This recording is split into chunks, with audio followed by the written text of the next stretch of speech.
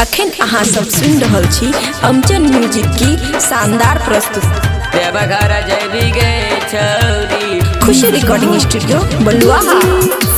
देवघर जैबी गे छौरी, कौन गाँव से काबर तू खरीद ली गे छौरी। हाँ तू खरीद ली गे छौरी, हाँ तू खरीद ली गे छौरी। अतीला के सरबाला का संग देवघर जैबी गे छौरी। अतीला के सरबाला का संग देवघर जैबी गे छौरी।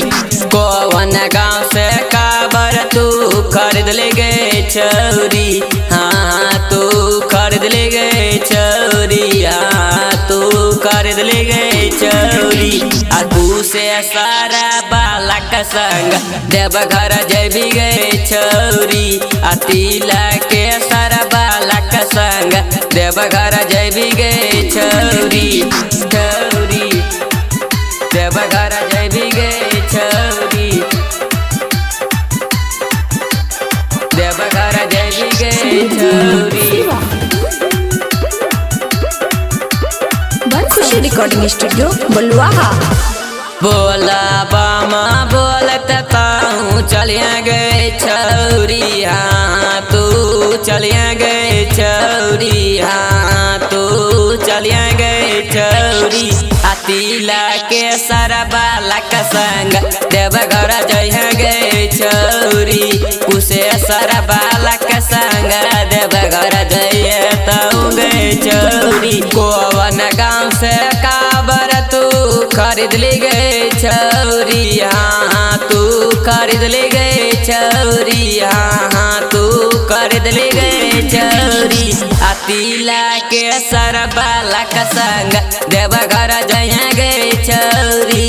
अतीला के सरबाला का संग देवघर जइहा गए छौरी। देवघर जैबी गए छौरी, देवघर जैबी गए छौरी। खुशी रिकॉर्डिंग स्टूडियो बलुआ। पहला सोमारी के जल डारी है ताऊ गए छौरी। हाँ ताऊ गए छौरी, हाँ ताऊ गए छौरी। अकू से सरबाला का संग देवघर जइहे ताऊ गए छौरी। अतीला के सरबाला का संग देवघर जइहे गए छौरी। कौन गाँव से काबर तू खरीद ले गए छौरी। हाँ तू खरीद ले गए छौरी, हाँ तू खरीद ले गए छौरी। अकू से सारा बाला का संग देवघर जइहा गए छौरी। तारा भंगा बाला का संग देवघर जइहा गए छौरी। देवघर जैबी गए छौरी, देवघर जैबी गए छौरी। खुशी रिकॉर्डिंग स्टूडियो बलुआ।